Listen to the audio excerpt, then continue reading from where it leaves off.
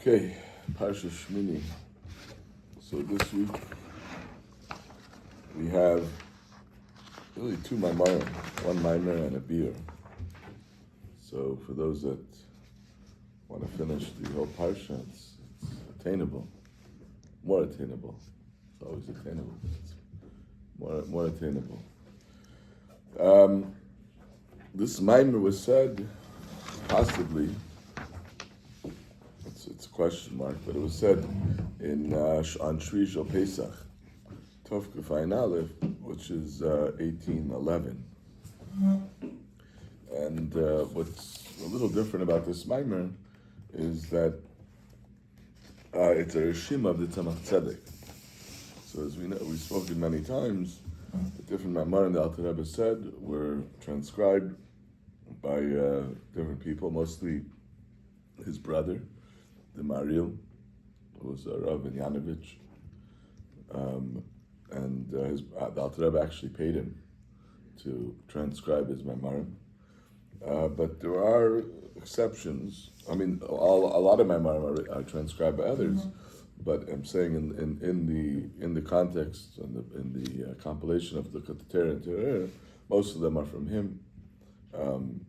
Although there are also others, but this Maimer is a Rishima of the Tzemach Tzedek. Okay.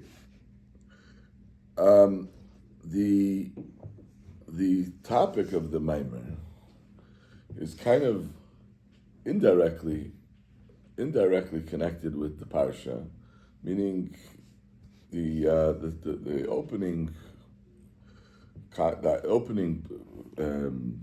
verse that the Alter Rebbe quotes the pasuk in Tehillim, not from our parsha, and it has to do with the Leviathan.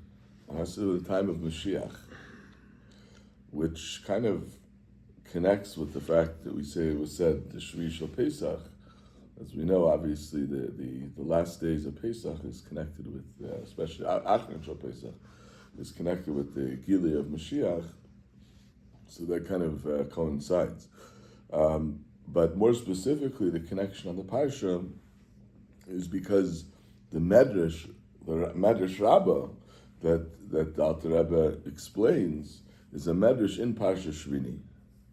And possibly, I didn't do research, but possibly the Medrash itself is on Parshas Shmini because. Well, the simple explanation would be because the Medrash deals with the laws of slaughtering, as we'll soon see, and the end of the parsha talks about the laws of the dietary laws, the laws of kosher. So that's definitely connected, but maybe more subliminal and more esoteric is the fact that it's a Shmini. It's the Parshas, in the Parshas Shmini, which we know the idea of Shmini is connected with Mashiach. The 8th, we find it many times throughout Chazal.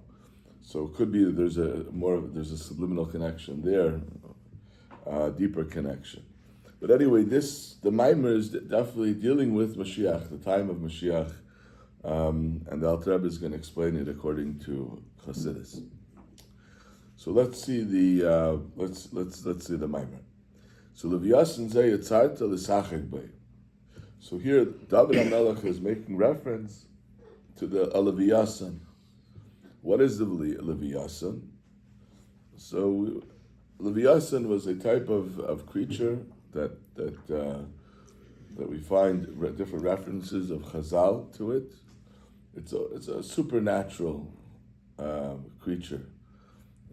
Was created by it's a Bereshis, and it'll still be here for the time of Mashiach. It was very very large, etc., etc. Rashi makes reference to it already in the Maisa Bereshis that it couldn't procreate because if it would procreate, then the world wouldn't be able to exist. We're talking about supernatural properties here. And so David HaMelech is saying that the Eibishter made this Leviathan, and the purpose of the Leviathan was the Sachik. The sachik means that there was a certain amount of pleasure and enjoyment that the Eibishter received from the Leviathan. And as we'll soon see. So anyhow, so the Medrash, Isa b'Medrash Rabbah b'Parshas Shmini, the Medrash says, Bahames Leviathan hem knigin shel tzadikim la'asan aved. So there's going to be a knigin. What's a knigin? Knigin is a match. Is a competition, a type of competition that takes place between the Bahamas, which is explained to be a shur, a wild ox, shur habar, and the Leviathan. And what's going to happen in the result of this match? The Medrash says, Bahamas neitates the Leviathan bekarna v'kerei. It stabs it and it rips it apart. So the shur, this Bahamas has horns, and it'll stab the fish and tear it apart. Uleviyasan neititz la behemis b'snapirov, and the Leviathan will crush the behema, the Bahamas, the shur, with its scales, with its fins rather, v'nechare, and it'll shecht it. So we know that the shchita, slaughtering, needs to be done with an animal. A fish doesn't need to be slaughtered. So the fish, it gets killed it gets ripped open by the horns, but the shur gets shechted. So the Medrash asks, how? So in other words, the Medrash is understanding this Parshas. Simply speaking, this is going to be so this is not only the way they died, but it's also going to be part of a meal that's going to take place. It's going to be eaten. So the Medrash asks, didn't we learn hakol shechtin, ubakol shechtin, ula elam shechtin, chutz magal kotzer? Brings the Mishnah. It says you can shech with everything, etc., but you're not allowed to something which is jaded. You can't shech with, right? So if you look at the fins, it's jaded. How can you shecht? How can the asher be shechted with the fins? And the Medrash concludes chidush Torah meitetze, that Torah chadasha, that the Eibishter, according to one opinion of the Medrash, just like we find other times that Chazal, like we find by they explain that there are things that are harasha, that are temporary directives that were permitted. We find that by Eliyahu Hara Carmel, and because of that this is going to be permitted. Okay, that's the Medrash. The Rebbe explains, Shakadosh Baruch Hu yatir al shchita zu sheyishchet al Leviathan as behema b'snapira. Now the Alter Rebbe explains what is this Bahamas. We didn't have the definition. Bahamas elu zeu inyan shur habar. The concept is the shur habar, and the Tzemach Tzedek notes. He brings us a reference. So the Targum Yonason says al pasuk behemes b'harei olev. So what is the behemes? This is a creature, which is ambiguous. The Targum Yonason explains it is referring to vitor bar in Aramaic. Shur is tor, is the ox, is a wild ox.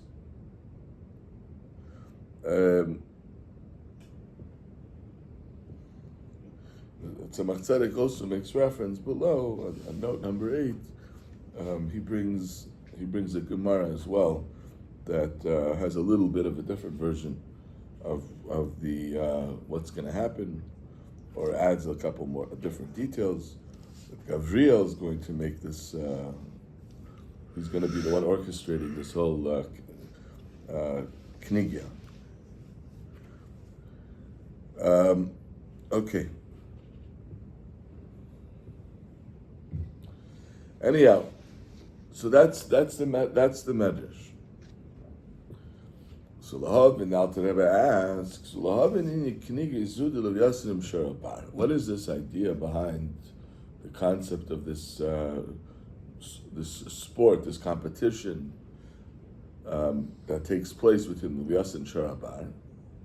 So the Inyan, as the Alter Rebbe many times says, he introduces the point right away in the beginning, and then he elaborates on it. The Inyan is that we're not talking about, or in addition to, or that we're not talking about the simplistic. These are all euphemisms, or they represent something else. What does the Vyas and Sharabar represent? They represent two different types of tzaddikim. You have two different types of tzaddikim. One is represented by the Leviasa, and one is represented by the Sharabar. And the idea of the Kenigin, as we'll explain, is each one is facilitating or assisting the other. So each tzaddik is a type of Aveda. These two groups of tzaddikim, each one has their type of Aveda, and they each assist each other. Each group assists the other one in the Aveda that they have and what they lack. And that the idea of the Shchita, for example, is also, the idea of Shchita is to elevate. So the tzaddikim, which are represented by the group called Shor Habar, they need Shchita. They need to be elevated, as we'll soon see what this idea of being elevated is. But they need to be elevated. But the way they're elevated is only with fins. What does that mean? It has to be jaded. It can't be in one shot. It has to come in intervals.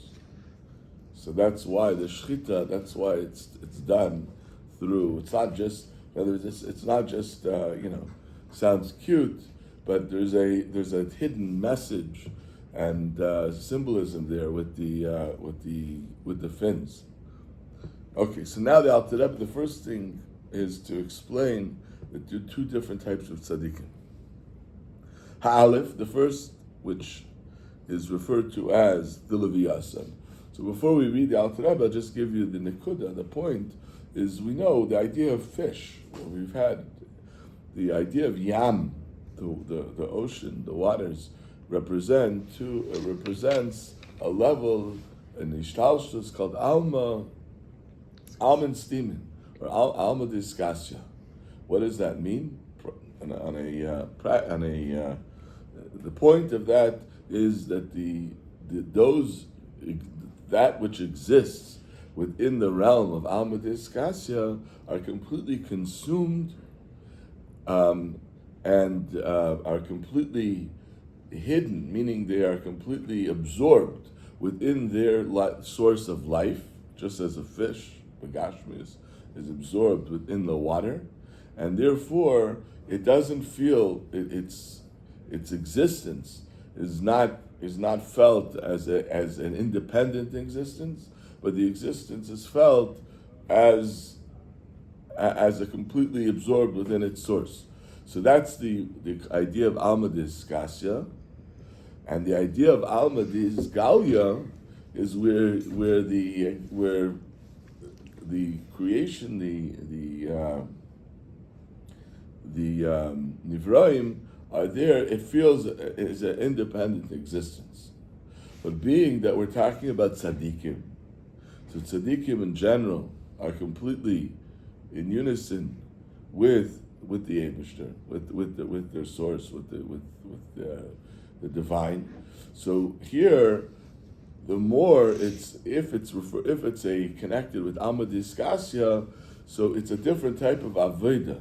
The way they serve Hashem is different, and more in a subliminal, spiritual level, and as opposed to those tzaddikim, which are connected more with Alma Disgalya. So the way they serve Hashem is more in a physical manner, meaning they take the world, they take what appears to be separate from Hashem, and they elevate it. They elevate it to be connected to Hashem. We find different references of this, might not be exact, but the difference between the Aves, the way they served Hashem before Matan Torah and the way the service of Hashem is after Matan Torah, the role of mitzvahs, of doing mitzvahs in a physical sense, as opposed to in a spiritual sense. But all of this we're talking about after Matan Torah, but I'm just al derech, similar. So let's see how the Alter Rebbe describes the first and the second type of tzaddikim. Ha'alif, oison shehin b'seiser. So they're b'seiser. So what does b'seiser mean? So b'seiser, simply what you might understand it to be they're hidden, like hidden tzaddikim. But when we're referring to b'seiser, that it's not, they're hidden, yeah, they're hidden. Why are we calling it hidden? Because they're the type of service, the type of aveda that they do is not recognizable. Meaning it's more in a spiritual, in a subliminal level, but it's not recognizable to those around them. Not that those that are around them don't know the tzaddikim, but those that are around them don't recognize this type of aveda. Sha'avedasa beruchnis. So the Alter Rebbe explains, what does it mean, Avedasa Beruchnis, Pirosh? The Kavanas Halev. Liyached Yichudim L'Yenim U'B'chinas Aliyas. So there, B'Miyached, this idea of Yichud is to connect different, the whole idea of mitzvahs in general, we say it in davening, and some say it before every mitzvah, in fact, especially we don't say it, but before Surah Sa'imer, now we're in the time of Surah Sa'imer, the Shem Yichud Kutsha Brichu Shchinte. The whole idea of mitzvahs is to connect, is to unify. Kutsha Brichu Shchinte, which Kabbalistically could be explained as Kutsha Brichu is the level of Zeranpin, and Shchinte is Malchus. The whole idea of doing mitzvahs is we're bringing Hashem, Shchina, down into this world. But there are many levels, there are many different types of Yichudim that take place. When you learn the Kisvei Arizal, you see many, many types of Yichudim, especially in Shemus, in the names of Hashem. So these tzaddikim, they're constantly involved. You take a siddur of the Arizal, you see throughout Shemon Esrei and davening, that what we're reading as a simple tefillah is all about unifying these very, very subliminal levels of godliness. And this is the focus of these type of tzaddikim. And then he says, "U'b'chinas aliyas," they're constantly ascending. And Alter Rebbe brings an example. U'kigoyin Rashbi, Reb Shimon Bar Yochai, k'shahaya b'mayra Yud Gimel Shana. So what was his aveda in the cave when he was there for 13 years? He definitely couldn't do things physically. Right? As the Gemara says that there was created for them the derech nes, the carob and a stream and a well, a stream of water. A wellspring. In Cain, so therefore automatically, Alter Rebbe, you can deduce from that like Machilas Matzah Pesach, Wiki the Shalai Yayin, Ve'esrik, Ve'sukkah, he didn't have all that. Then he gives another example. So that was that was Reb Shimon Bar Yochai. In other words, in this first group of tzaddikim, the Arizal was also. And if you look on the bottom, if you look in Hara number 13. So he brings a note from the Rebbe Rashab on his Maimer in Likutei Torah. He writes V'cheina Baal Shem Tov Zal. So it's not the Rebbe says it's not the Rebbe Rashab is not writing this as a note, as an addendum to adding. Like I can also find another example. He's writing that's what should be written inside. In other words, the Maimer it was omitted for whatever reason. He's writing V'chein. And as Alter Rebbe, as it's written in a different place, in a different Maimer, that every generation you have this type of tzaddikim. Okay, so we have three examples: the Rashbi, Arizal, and the Baal Shem Tov.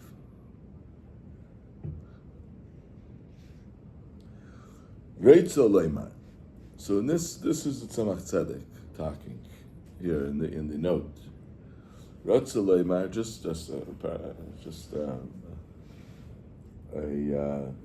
parenthetically, the Tzemach Tzedek, who wrote, especially in Torah, you don't have the notes of the Tzemach Tzedek.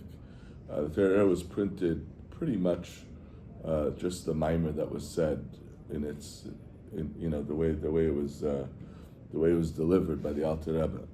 The Likutei Torah came out about 10 years after, because of the printing press, etc. in Russia.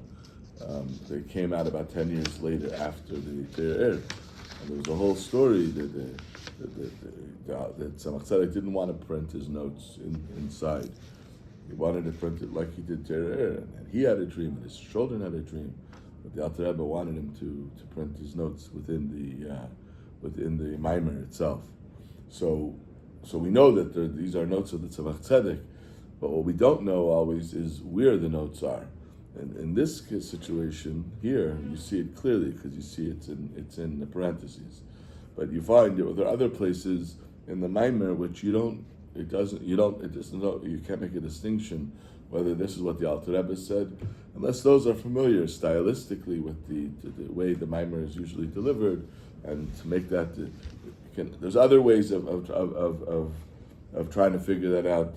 But here clearly it's the Tzemach Tzedek. So Tzemach Tzedek gives us a little bit more of an explanation on what the Alter Rebbe is saying here on this first group of tzaddikim. This group of tzaddikim that we're talking about, the Avidasim Baseiser, Avidasim Beruchnis, is similar to what it says in the Zohar, on where the Zohar says, Al Pasuk V'yidgu l'reiv b'kerav haaretz. V'yidgu comes from the word, as you see, dag, fish. V'yidgu l'reiv, they're like fish, but where are they? B'kerav haaretz. So they're called fish, but they're on the land, meaning they're in the world, which is similar to what we just said. The idea of this first group of tzaddikim, that their avedas b'seiser, that they're in the world, they were created, right? They're people, flesh and blood, but they're like fish. In other words, they retain that perspective, that sense of Aveda, which is like fish, where they're completely absorbed within their source. Alma Diskasya. Masha'enkin Shar Nuneyama, as opposed to other Nuneyama, this is other fish of the sea, which She'ena Ba'aretz Rak Bayam. So they're not in Ba'aretz. Who are those? Those are the Malachim. The Malachim are those beings that are also they're also referred to as fish, meaning to say they also have this sense of beings, of creations of Alma Diskasya, but they weren't created beings in the Aretz. They're still in their source. They're still in a ruchnistika sense. Okay, so that the Tzemach Tzedek adds to give more description to what we said of the first type of tzaddikim, which that is tzaddikim that serve Hashem b'seiser or beruchnis, as Alter Rebbe describes. Ba'abeis, the second type of tzaddikim, hein oisem tzaddikim shem begilui. So right, to the opposite, the idea of gilui, shavedasim begashmis b'kiyam hamitzvos maisis. So their focus is on elevating the gashmis, on fulfilling mitzvahs. What we said, what wasn't able to be done, like the example we said of Rashbi, their focus is on mitzvahs maisis. V'samachta b'chagecha. V'samachta b'chagecha is the idea of simcha. But how to bring the simcha? In other words, we're talking about a ruchnistik aveda. In other words, we're talking about an idea of simcha. Simcha, how is there simcha, which is obviously, it's not a physical simcha, meaning a simcha that one would feel from a from a vanity, from Gashmias. It's translating into a simcha that's coming from Elikus. But where is it? Where is it rooted? Where is it coming together? Dafka in the physical sense. That's what the Alter Rebbe Bavar. We're not talking about simcha. It's when it says ain't simcha lebasar lebiyayin, we're talking about something much more than just the physical. We're not talking about someone who's enjoying a piece of meat, and that's where the simcha comes from, which is rooted in gashmis. We're talking about simcha, which is rooted in ruchnis. But the way it's manifesting, the way it's coming in, and coming together it's even felt. Even this simcha is even felt in a physical sense. But we're talking about the source of the simcha is rooted in an Inyan Ruchni. That's what the Alter Rebbe says. Shugam kinam shachas erisel yenim mea de'avaya v'asimcha hu agili ein tzei baruch u'shnim shachem izgale. When there's the idea of simcha, when something becomes revealed. As you saw in the Maimarim of Pesach, the Inyan of Ema Banim Smecha, the Inyan of Mea de'avaya, Mikra Kodesh. That's the Inyan of Simcha that comes as a result of the Gilui. That's the Inyan of Bina. Hamshacha zu, and this Hamshacha hu ayidei hamitzvahs boivada davke, that this is through K'may Merazal shebizman habayis ein Simcha lebasar. Dahainu mitzvah shalmi Simcha shahoy mivim b'chol yemtiv. V'achshav, now we don't have the basar, so we have ein Simcha lebiyayin k'lamat u'chad l'kamat. The ikar amshacha is what is there? The main amshacha that they bring down is the Pesach and the Matzah, or Meshvuos and the Matan Torah. What exactly the idea of Matan Torah seems to be something we want to give examples of a physical act, which kind of is being, we're harnessing the Gilui Aruchni through something physical. It's not really clear what's this. Matan Torah seems to be a ruchnistic thing. He brings here on the bottom. He brings a sikha from the Rebbe, which could be addresses that I didn't look it up, but when you look at it simply, there seems to be the idea of Matan Torah is more of a ruchnistic thing. But Akopanim, we're bringing examples. This group of tzaddikim, we're talking about the avodah that they're doing in a gashmistic way.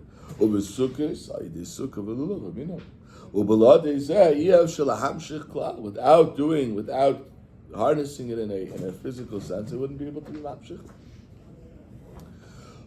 Now the Tzemach Tzedek, this is a note from the Tzemach Tzedek. Aber Reb Shimon bar Yochai, shehoya mebchinas leviyasim v'nunei yamod azim beyabesh takenal him shechamshachas k'shei b'mayrai de'echudim alis. Juxtapose what we're saying now, right? The tzaddikim that are b'seiser or b'gilui. So he says that's what we just described. That's the of the group of tzaddikim, which is begali. But Reb Shimon bar Yochai, which was from the first group of tzaddikim, which is b'seiser. So there, his amshacha, their amshachas came through yichudim v'aliyas. V'hinei. So the Alter Rebbe says as follows: Be'emes iev shel lahagia. And what does it mean lahagia? Lahagia can mean to touch. The Tzemach Tzedek adds onrir. Doesn't mean to touch, but to become. You can have. We're talking about it in an abstract sense. Onrir it means that it should be. You can have something which is in the same place, but they completely detached from each other. When we say onrir, mean we want to be able to bring in that it should be nitfas, that you should be able to grasp the godliness. Onrir b'lashon elikusi is baruch ha'ideh aveda gashmis. Right? It could be someone could do something and it's completely separate and devoid of any ruchnis. But how does one grasp the ruchnis? How is it that it should be attached to the aveda gashmis? So he says onrin elikusis barachidei aveda gashmis elai de aveda ruchnis shel tzadikim anal v'hem nikroim nunei. So this bridge the gap between the ruchnis and the gashmis is mainly accomplished, is mainly facilitated through the tzaddikim, through the first group of tzaddikim. V'hem nikraim nunei yama, kedagim elu shayam mechasa alehem. So here, what the Tzemach Tzedek made reference to before is what the Alter Rebbe says further on the Maimer, but he felt it was important to introduce it before. V'hem kedagim elu shayam mechasa alehem, kachem b'chinas alma diskasya, as we explained before. V'yeshnam b'chol der v'der shem tzadikim shebeseser, v'heim ha'mechabrim ha'elam esayin tzev baruch hu. And that they are the ones that are connecting Ein Tzev, the Eilamis with Ein Tzev. So with Torah you have two dargis. You have connecting with the Torah from the perspective of the one who's learning Torah, like it says, Tlas Ksharim. Right? There are three connections, three knots. There's the Torah, Raisa, Kuchabricho. So when a Yid learns Torah, through learning Torah, he's connecting to Hashem. Over here, with David HaMelech, that's the regular way of learning Torah, the regular idea of the connection. What David HaMelech did, and that's what is brought down in Zohar, is David HaMelech connected Torah with the Eibishter. So that's the idea of connecting this type of the tzaddikim, even though he doesn't bring David HaMelech before as one of the examples. But in this regards, so David HaMelech, this Aveda is something which is connected with the first group of tzaddikim. V'zeu inyan Levi Yassin. That's the idea of Levi Yassin. Shuloshin is chabrus. K'mei apam yilavi ishi elai. The inyan of Levi Yassin, Levi, is the connection. That's the connection. That's what the tzaddikim are doing. They're connecting the world with Elikus.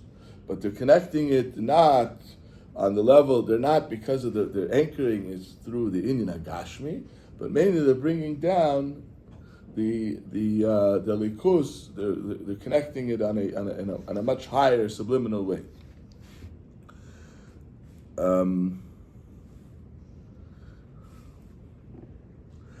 Now let's skip the Hagah till page 5. It's another note of the Tzemach Tzedek, which he goes even further and deeper into the idea of Levi Yassin. He brings the Gemara. The Gemara says Levi Yassin is connected with a certain time of the day where the Eibishter plays with the Levi Yassin, which is the inyan of Mincha. And he connects it to everything we've been talking about. But we will skip that and go page 5, the first column, after the end of the Hagah. Ach, li yiskelam hazu gashmi. So everything would be fine with the first group of tzaddikim, provided that they were dealing in a ruchnistic realm. But being that we're in Olam Hazeh Gashmi, so therefore it's imperative to have the second group of tzaddikim, which their avodah is anchored in Gashmis. Shavidasim Gashmis, l'kayim mitzvos maisis. V'hu shomer azal amod echad l'tzadik shmei. So